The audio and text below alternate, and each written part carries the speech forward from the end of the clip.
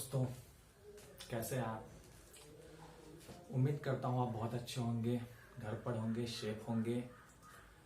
और जैसा कि आपका प्यारा सा चैनल जिसमें आप और हमारे और आप सभी लोगों का स्वागत है, एग्जाम ब्रेकिंग क्लासेस। तो हर दिन की तरह आज भी मैं अपने नए टॉपिक को शुरू करने से पहले आप लोगों को एक शायरी सुना देता हूँ जो मोटिवेशनल है, क्योंकि हम चाहते हैं कि अभी आप स्टे करें, घर में सेफ रहें, खुद सुरक्षित रहें और दूसरे को भी सुरक्षित रखें और मोटिवेट रहें, घर पे पढ़ाई करें, आगे बढ़ें। तो चलिए दोस्तों, सोच को बदलो तो सितारे बदल जाते हैं। दोस्तों, सोच को बदलो तो सितारे बदल जाते हैं। नजर को बदल दो तो नजारे बदल जाते हैं। नजर को बदल दो तो नजारे बदल जाते हैं। कश्तियों को बदलने की जरूरत नहीं, कश्तियों को बदलने की जरूरत नहीं। दिशाओं को बदल दो तो किनारे बदल जाते हैं, किनारे बदल जाते हैं, किनारे बदल जाते हैं। जी हाँ दोस्तों, केवल यहाँ सोच पर निर्भर करता है सब कुछ। आप अपना सोच बदलिए, सब कुछ सही हो जाएगा। धीरे धीरे कोरोना भी चला जाएगा और हम लोग फिर से अपने स्टडी में लग जाएंगे और घर पर फिलहाल अभी स्टडी करेंगे। जैसा कि हम लोग बोल रहे थे कि पर डे मैं क्लास दूंगा आप लोग एनसीईआरटी, ज्यादा समय नहीं लेते हुए।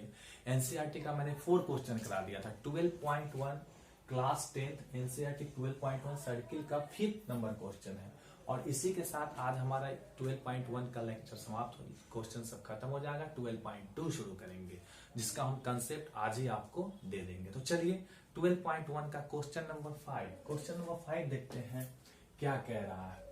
कह रहा है, tick the correct answer in the flowing and justify your choice. If the perimeter and area of the circle are numerically equal, then the radius of the circle is। आपको 4 पार्ट्स में दिया है और आपको इसका आंसर निकालकर बताना है। ठीक है, चलिए सबसे पहले यहां पर हम देखेंगे, यहां से पैरामीटर, सर्किल का पैरामीटर मैंने आपको बताया है कि सर्कल का पैरामीटर यानी सर्कल का सर्कमफ्रेंस क्या होता है। किसी एक पॉइंट से चलना और फिर उसी पॉइंट पर आकर अगर हम रुक जाए तो उसे बोलते हैं पैरामीटर। एरिया क्या होता है? इसका अंदर का शेडेड पोर्शन। सर्कमफ्रेंस होता है यानी पैरामीटर सर्कल का 2πr और एरिया होता है πr²। ये हमने आपको पिछले वाले वीडियो में बताया है। आप देख सकते हैं कि यहां पर वही तो कह रहा है, parameter and area of the circle are numerically equal, यानी कि ये पैरामीटर और ये एरिया, ये दोनों आपस में क्या है? इक्वल है। इसी पर हमको फाइंड आउट करके रेडियस को लाना है। इसमें से कौन सा रेडियस होगा? सिंपल है, दोनों को इक्वल करेंगे, रेडियस निकल जाएगा। तो चलिए मैथ के जो बनाने के जो मेथड होते हैं उसको अप्लाई करते हैं। जैसे हम एग्जाम में या अपने किसी भी एग्जाम में बनाएंगे तो कैसे बनाएंगे, तो हम यहां पर देखेंगे, इसको बोलते हैं since let the radius of the circle,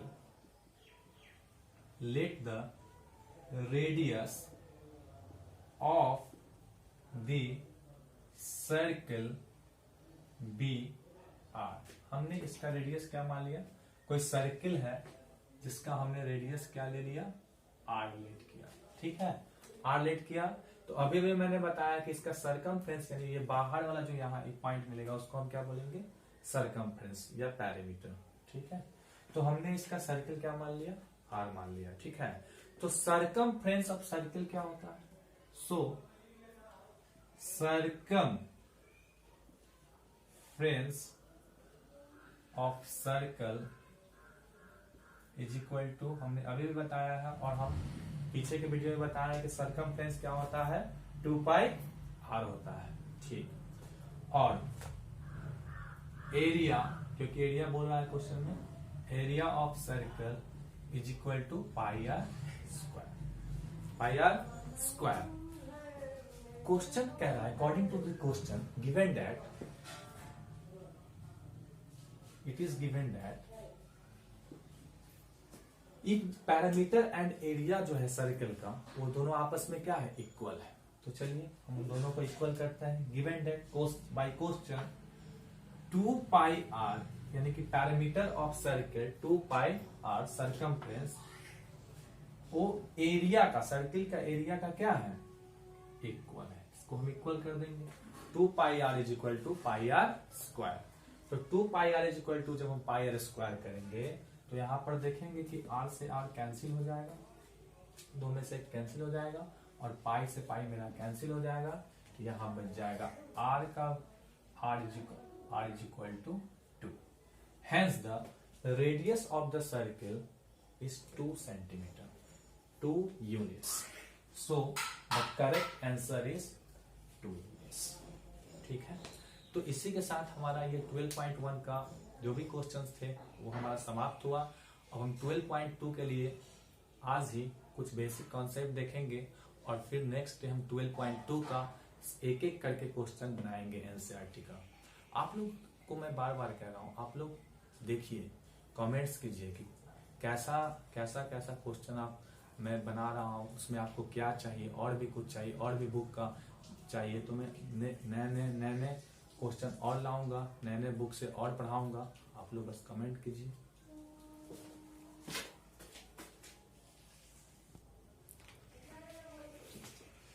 तो 12.1 का तो आज का क्लास मेरा समाप्त हो गया है, लेकिन हम कुछ बेसिक कॉन्सेप्ट पे आते हैं जो हमें 12.2 में काम करेंगे। उम्मीद है कि आपने उस वीडियो को देखकर आपने नोट किया होगा अभी। अब हम आते हैं नए सिरे से, तो देखते हैं बेसिक बात कि जैसे कि सपोज दैट कि हमारे पास कोई सर्कल है। कॉन्सेप्ट ध्यान देखिएगा, ये सर्कल है। तो मैंने क्या बताया आपको कि किसी फिक्स पॉइंट से सर्कल है और सर्कल का ये सेंटर जिसको हम ओ लेते हैं और ये रेडियस मेरा, ठीक है। आप जान लो कि ये जो सारी सरफेस होती है, ये जो सारी सरफेस होती है बाहर वाला परत, इस सेंटर पे ये क्या होता है, इसका क्या होता है, आर्क होता है। आर्क यानी यहीं पे तो हम डिवाइडर को डालते हैं और ऐसे करके इसको क्या करते हैं, घुमाते हैं। तो सेंटर से ये जो बाहर का जो सरफेस है उसको हम क्या बोलते हैं, आर्क। क्या बोलते हैं, आर्क। ठीक है दोस्तों, यानी अगर हम बात करें यहां पर तो इसका सरकमफ्रेंस हमने पढ़ा है कि इसका जो सरकमफ्रेंस होता है वो होता है 2 पाई। तो नोट जरूर करते चलिएगा, बहुत काम आएगा। सरकमफ्रेंस इसका 2 पाई और आर होता है, और इसका जो एंगल होता है, एंगल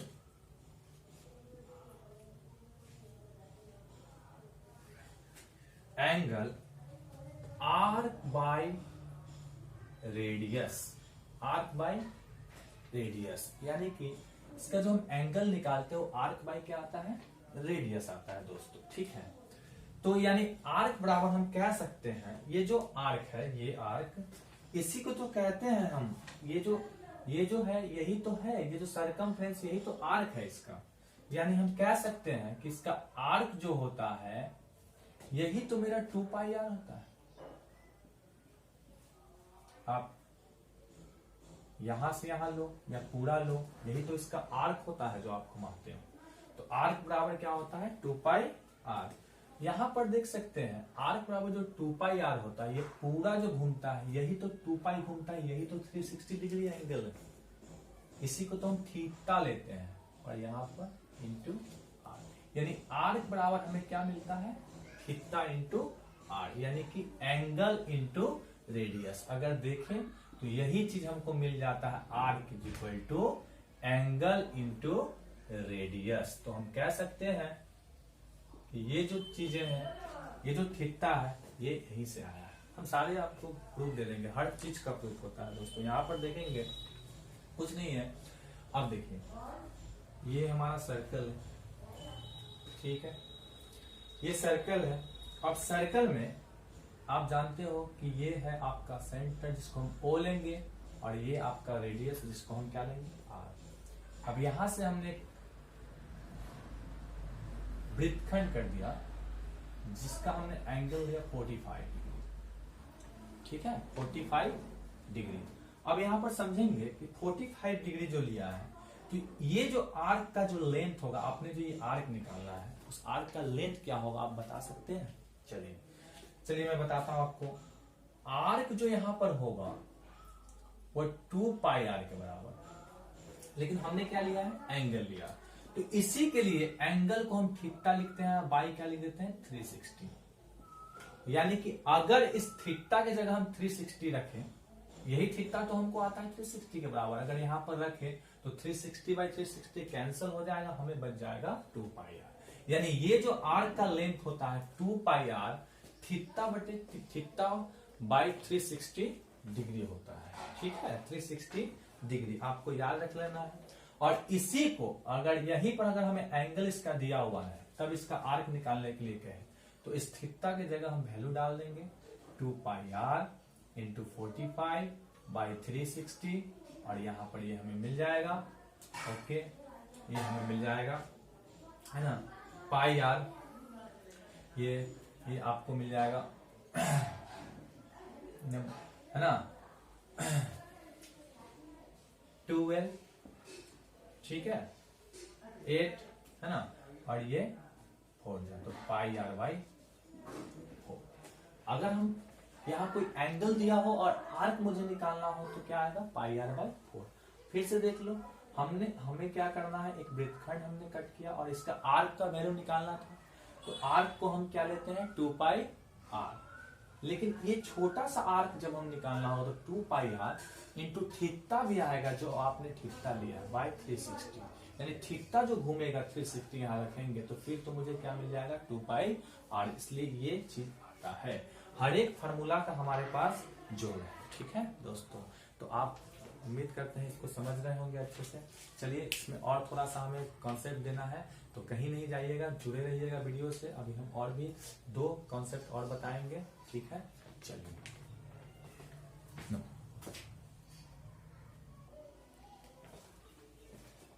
उम्मीद करता हूं कि आपने उसे नोट किया होगा, और हम लोग 12.2 के लिए जो भी कॉन्सेप्ट है उसे हम दे रहे हैं। आप लोग ध्यान से देखते चलो और वीडियो को पूरा देखो, लाइक शेयर और सब्सक्राइब करो। हम प्रतिदिन वीडियो अपलोड करेंगे, आप लोगों की पूरी सहायता करेंगे, और जो भी हमसे बन सकता है आप लोगों के लिए करेंगे। चलिए, तो हमने क्या बताया कि अब एक और कॉन्सेप्ट बहुत ही दमदार सा, किसी भी सर्कल का रेडियस अगर हम आर लेते हैं, ओके, किसी भी सर्कल का रेडियस अगर हम आर लेते हैं, ठीक है, आर लेते हैं और अगर इसको 2 टाइम्स करते हैं तो रेडियस कितना हो जाएगा? 2 टाइम्स। अब मैं पूछ रहा हूं कि अगर रेडियस आर था तो इसका सरकमफ्रेंस कितना था? 2 पाई आर। अब मैंने इसको 2 टाइम्स कर दिया, तभी कितना गुना हो जाएगा? आपसे ऐसा क्वेश्चन पूछ सकता है कि आर रेडियस वाले किसी सर्कल का, ठीक है, को उसको 2 टाइम्स उसका रेडियस कर देने पर उसका जो सरकमफ्रेंस है वो कितना गुना बढ़ जाएगा? तो स्वाभाविक है कि आप सरकमफ्रेंस के बारे में पूछेगा तो आप कह दोगे कि 2 गुना बढ़ जाएगा, सिंपल बात बोल दोगे। लेकिन कैसे?